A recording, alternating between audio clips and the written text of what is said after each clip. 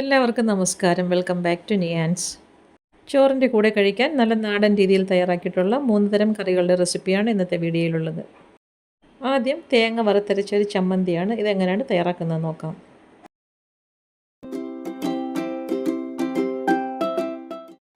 ഇത് തയ്യാറാക്കുന്നതിന് വേണ്ടി ഞാൻ ഒരു തേങ്ങയാണ് എടുത്തിരിക്കുന്നത്. അപ്പോൾ ആ ഒരു ഫുൾ തേങ്ങ ചിരകി നമുക്ക് വറുക്കാനുള്ള പാത്രത്തിലേക്ക് ഇട്ട് കൊടുക്കാം.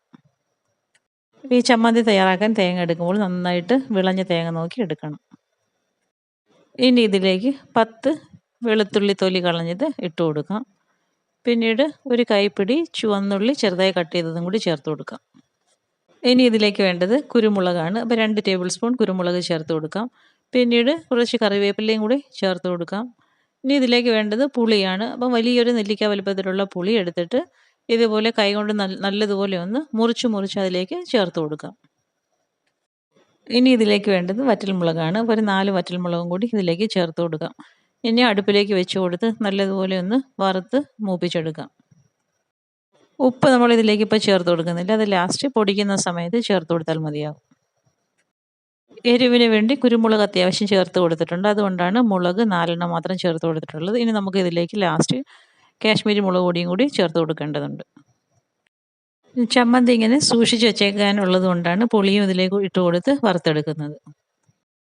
നന്നായിട്ട് വിളഞ്ഞ തേങ്ങയാണ് വറുക്കാൻ എടുക്കുന്നതുണ്ടെങ്കിൽ ചമ്മന്തിക്ക് നല്ല ടേസ്റ്റും ആയിരിക്കും, അതേപോലെ തന്നെ പെട്ടെന്ന് മൂത്ത് കിട്ടുകയും ചെയ്യും.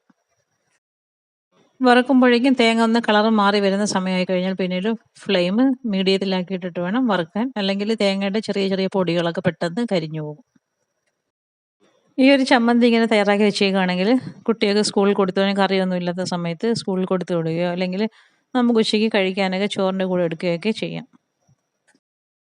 ഇത് പുറത്തുനിന്ന് വാങ്ങാനാണെങ്കിൽ നല്ല വില കൊടുക്കേണ്ടി വരും. അപ്പം ഈ ഒരു രീതിയിൽ നമുക്ക് ഈസി ആയിട്ട് വീട്ടിൽ തയ്യാറാക്കി എടുക്കാവുന്നതേ ഉള്ളൂ.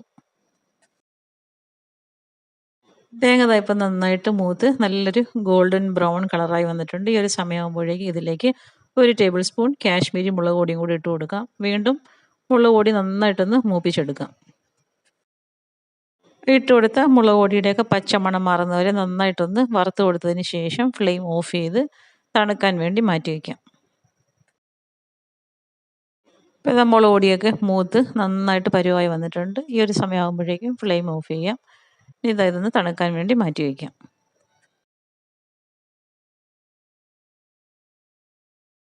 ഇപ്പോൾ അത് നന്നായിട്ട് തണുത്ത് കഴിഞ്ഞ് ഇനി നമുക്ക് ഇതിലേക്ക് ആവശ്യത്തിനുള്ള ഉപ്പും കൂടി ചേർത്ത് കൊടുക്കാം. ഉപ്പും അത്യാവശ്യം ഇച്ചിരി മുന്തി നിൽക്കുന്ന രീതിയിൽ വേണം ചേർത്ത് കൊടുക്കാൻ. ഇനി നല്ലതുപോലെ ഒന്ന് മിക്സ് ചെയ്ത് കൊടുക്കാം. ഇനി ഇതിനെ നന്നായിട്ടൊന്ന് പൊടിച്ചെടുക്കാം. മിക്സിയുടെ ചെറിയ ജാറിലേക്ക് കുറേശ്ശായിട്ട് ഇട്ട് കൊടുത്ത് 2-3 തവണയായിട്ട് പൊടിച്ചെടുക്കാം.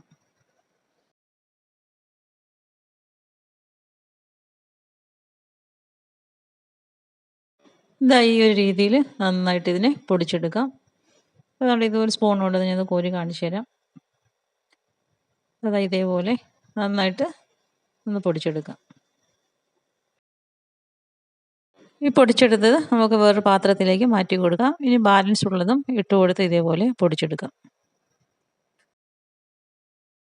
പൊടിച്ചെടുക്കുമ്പോൾ ജാറിൻ്റെ അടിവശത്ത് ചിലപ്പോൾ ചെറിയ കട്ട പോലെ കാണാം. നന്നായിട്ട് കൈകൊണ്ട് ഇതേപോലെ ഒന്ന് ഇളക്കി കൊടുത്ത് നന്നായിട്ടങ്ങ് പൊടിച്ചെടുക്കാം.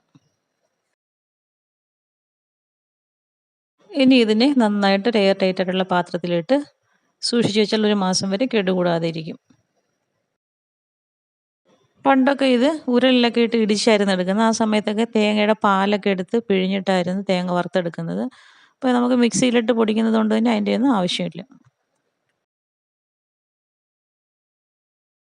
അപ്പോൾ ഈ ഒരു ചമ്മന്തി ഇങ്ങനെ ഒന്ന് തയ്യാറാക്കി നോക്കൂ, സൂപ്പർ ടേസ്റ്റാണ്.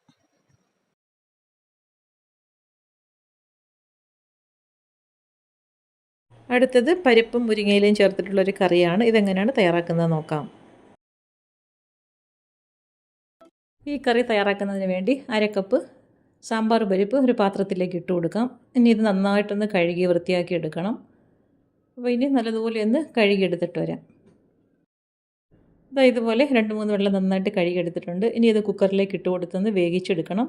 അപ്പം കഴുകി വൃത്തിയാക്കിയ പരിപ്പ് കുക്കറിലേക്ക് ഇട്ട് കൊടുത്തതിന് ശേഷം അതിലേക്ക് വേകാൻ ആവശ്യമുള്ള വെള്ളവും കൂടി ഒഴിച്ചു കൊടുക്കാം. വെള്ളം ഒഴിച്ചു കൊടുത്തതിന് ശേഷം കുക്കർ അടച്ചു വെച്ച് അടുപ്പിലേക്ക് വെച്ച് കൊടുത്ത് 2 വിസിൽ കേൾപ്പിച്ചെടുക്കാം. ഇനി ഇതേപോലെ കുറച്ച് മുരിങ്ങയില അടർത്തിയെടുത്തിട്ടുണ്ട്. അപ്പോൾ ഇതിന് പ്രത്യേകിച്ച് അളവൊന്നുമില്ല, നമുക്ക് ആവശ്യമുള്ള അത്രയും ഇതിലേക്ക് ചേർത്ത് കൊടുക്കാം. ഇപ്പോൾ അതാ വേകാൻ വെച്ചിരുന്ന പരിപ്പ് നന്നായിട്ട് വെന്ത് വന്നിട്ടുണ്ട്. ഇപ്പം കുക്കറിലെ പ്രഷറൊക്കെ പോയി തുറന്ന് നോക്കി നന്നായിട്ട് വെന്ത് കിട്ടിയിട്ടുണ്ട്. ഇതിന് ഉടച്ചെടുക്കേണ്ട ആവശ്യമൊന്നുമില്ല, ചെറിയ ചെറിയ കഷ്ണങ്ങളായിട്ടൊക്കെ കിടന്നോട്ടെ. ഇനി നമുക്കിത് കറി തയ്യാറാക്കാം. അതിനുവേണ്ടി ഒരു പാൻ അടുപ്പിലേക്ക് വെച്ച് കൊടുത്ത് അതിലേക്ക് 1 ടേബിൾ സ്പൂൺ നെയ്യ് ഒഴിച്ചു കൊടുക്കാം. നെയ്യ് നന്നായിട്ടൊന്ന് മെൽറ്റായി വരുന്ന സമയത്ത് അതിലേക്ക് കുറച്ച് കടുകും കറിവേപ്പിലയും കൂടി ചേർത്ത് കൊടുക്കാം. അപ്പോൾ ചേർത്ത് കൊടുത്ത കടുകും കറിവേപ്പിലയൊക്കെ നന്നായിട്ടൊന്ന് മൂത്ത് വരണം.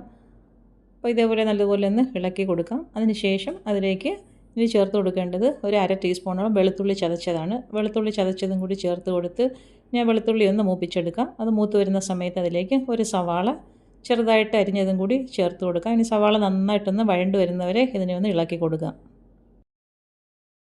സവാള ചേർത്ത് കൊടുത്തതിന് ശേഷം അതിലേക്ക് കുറച്ച് ഉപ്പും കൂടി ചേർത്ത് കൊടുക്കാം. അപ്പോൾ സവാള പെട്ടെന്ന് വഴണ്ട് കിട്ടും.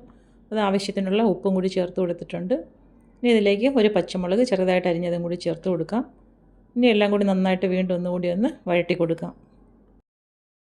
സവാള നന്നായിട്ട് വഴണ്ട് വരുന്ന സമയത്ത് 1/4 ടീസ്പൂൺ മഞ്ഞൾപ്പൊടിയും 1/2 ടീസ്പൂൺ മുളക് പൊടിയും കൂടി ചേർത്ത് കൊടുക്കാം. ചേർത്ത് കൊടുത്ത് മസാലകളുടെയൊക്കെ പച്ചമണം മാറുന്നത് വരെ നന്നായിട്ടൊന്ന് വഴറ്റി കൊടുക്കാം.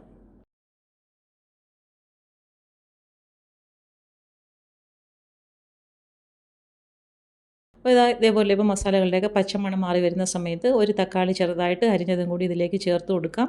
ഇത് തക്കാളിയും ചേർത്ത് കൊടുത്തതിന് ശേഷം വീണ്ടും നല്ലതുപോലെ ഒന്ന് വഴറ്റി കൊടുക്കാം. ചേർത്ത് കൊടുത്ത തക്കാളി നന്നായിട്ട് വഴണ്ട് വരുന്ന സമയത്ത് അതിലേക്ക് വേവിച്ച് വെച്ചിരിക്കുന്ന പരിപ്പ് ചേർത്ത് കൊടുക്കാം. പരിപ്പ് ഇട്ട് കൊടുത്തതിന് ശേഷം ഇതേപോലെ നല്ലതുപോലെ ഒന്ന് ഇളക്കി കൊടുക്കാം. അപ്പോൾ ആ ചേർത്ത് കൊടുത്ത മസാലയും തക്കാളിയും എല്ലാം പരിപ്പിൽ നല്ലതുപോലെ ഇതാകത്തക്ക രീതിയിൽ നന്നായിട്ടൊന്ന് മിക്സ് ചെയ്ത് കൊടുക്കാം.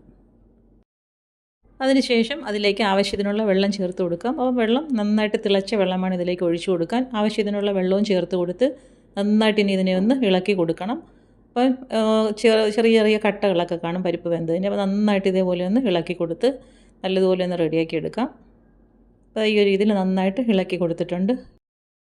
അതായത് ഇതേപോലെ നന്നായിട്ട് ഇളക്കി കൊടുത്തതിന് ശേഷം ചെറുതായിട്ട് തിളച്ച് വരുന്ന സമയത്ത് നമ്മൾ നേരത്തെ എടുത്ത് വെച്ചിരിക്കുന്ന മുരിങ്ങയില ഇതിലേക്ക് ചേർത്ത് കൊടുക്കാം. ഇലയും ചേർത്ത് കൊടുത്തതിന് ശേഷം ആവശ്യത്തിനുള്ള ഉപ്പ് ഈ സമയത്ത് ഇതിലേക്ക് ചേർത്ത് കൊടുക്കാം. നമ്മൾ നേരത്തെ കുറച്ച് ഉപ്പ് ചേർത്ത് കൊടുത്തിട്ടുള്ളായിരുന്നു. ഇനി ആവശ്യത്തിനുള്ള ഉപ്പും കൂടി ചേർത്ത് കൊടുത്ത് എല്ലാം കൂടി നന്നായിട്ടൊന്ന് വീണ്ടും മിക്സ് ചെയ്ത് കൊടുക്കാം. ഇനി ചെറുതായിട്ടൊന്ന് തിളച്ച് വരുന്ന സമയത്ത് ഇത് ഓഫ് ചെയ്ത് കൊടുക്കാം. മുരിങ്ങയില അതിൽ കിടന്ന് വെന്തോളും. ഇനി ഇതിലേക്ക് നമുക്ക് ചേർത്ത് കൊടുക്കേണ്ടത് കുറച്ച് നെയ്യും കൂടിയാണ്. അപ്പം നെയ്യ് വീണ്ടും ഇതേപോലെ ഒന്ന് ചേർത്ത് കൊടുത്തതിന് ശേഷം നല്ലതുപോലെ ഒന്ന് മിക്സ് ചെയ്ത് കൊടുക്കാം. ഇനി ഏറ്റവും ലാസ്റ്റായിട്ട് ഇതിലേക്ക് കുറച്ച് മല്ലിയിലയും കൂടി ചേർത്ത് കൊടുത്തതിന് ശേഷം മൂടി വയ്ക്കാം. 1 മിനിറ്റോളം ഇങ്ങനെ മൂടി വെച്ചതിന് ശേഷം തുറന്ന് നോക്കിയിട്ട് നന്നായിട്ടൊന്ന് ഇളക്കി കൊടുക്കാം. അപ്പോൾ ഇത് നല്ല സൂപ്പർ ടേസ്റ്റിലുള്ള മുരിങ്ങയില പരിപ്പ് കറി റെഡിയായി കഴിഞ്ഞു. അപ്പോൾ തീർച്ചയായിട്ടും ഇതൊന്ന് ട്രൈ ചെയ്ത് നോക്കൂ. ചപ്പാത്തിയുടെ കൂടെയോ അപ്പത്തിൻ്റെ കൂടെയോ ഏതിൻ്റെ കൂടെ വേണമെങ്കിലും കഴിക്കാൻ പറ്റിയൊരു കറിയാണ്. അടുത്തത് കോവയ്ക്കയും തൈരും കൊണ്ടുള്ള കറിയാണ്. ഇതെങ്ങനെയാണ് തയ്യാറാക്കുന്നത് നോക്കാം. ഇത് തയ്യാറാക്കുന്നതിന് വേണ്ടി 1 കപ്പ് തൈര് ഒരു ബൗളിലേക്ക് ഒഴിച്ചു കൊടുക്കാം. ഇനി തൈരിലേക്ക് കുറച്ച് ഉപ്പിട്ട് കൊടുത്തതിന് ശേഷം നന്നായിട്ടൊന്ന് മിക്സ് ചെയ്ത് കൊടുക്കാം. ഇനി തൈര് നല്ലതുപോലെ ഒന്ന് ഉടച്ചെടുക്കണം. ഒട്ടും കട്ടയൊന്നുമില്ലാതെ നന്നായിട്ടൊന്ന് ഉടച്ചെടുക്കാം. ഒരുപാട് പുളിയില്ലാത്ത തൈരാണ് ഇതിനു വേണ്ടി എടുക്കേണ്ടത്. ഇതാ ഈ ഒരു രീതിയിൽ നന്നായിട്ട് ഉടച്ചെടുത്തിട്ടുണ്ട്. ഇനി അതങ്ങോട്ട് മാറ്റി വയ്ക്കാം. ഇനി നമുക്ക് ആവശ്യമുള്ളത്രയും കോവയ്ക്ക എടുത്ത് നന്നായിട്ടൊന്ന് കഴുകി വൃത്തിയാക്കി എടുക്കാം. കഴുകി വൃത്തിയാക്കിയതിന് ശേഷം ഇതേപോലെ വട്ടത്തിൽ ഒട്ടും കനമില്ലാതെ ഇതൊന്ന് അരിഞ്ഞെടുക്കാം.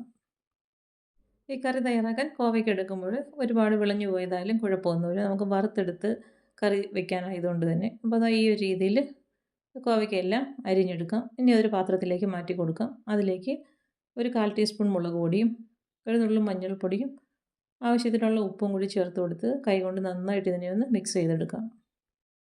ഇട്ട് കൊടുത്ത മുളക് പൊടി മഞ്ഞൾപ്പൊടി ഉപ്പും ഒക്കെ കോവയ്ക്കയുടെ എല്ലാ ഭാഗത്തും നന്നായി പിടിക്കത്തക്ക രീതിയിലൊന്ന് മിക്സ് ചെയ്ത് കൊടുക്കാം.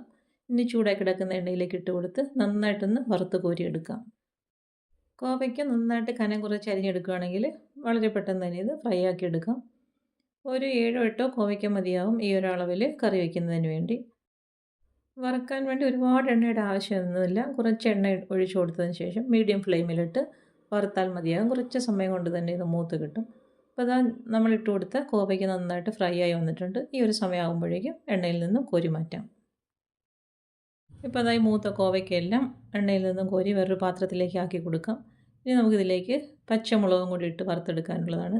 3 ഇടത്തരം സൈസ് പച്ചമുളകാണ് എടുത്തിരിക്കുന്നത്. ദാ ഇതേപോലെ ചെറുതായിട്ടൊന്ന് കീറി കൊടുത്തിട്ടുണ്ട്.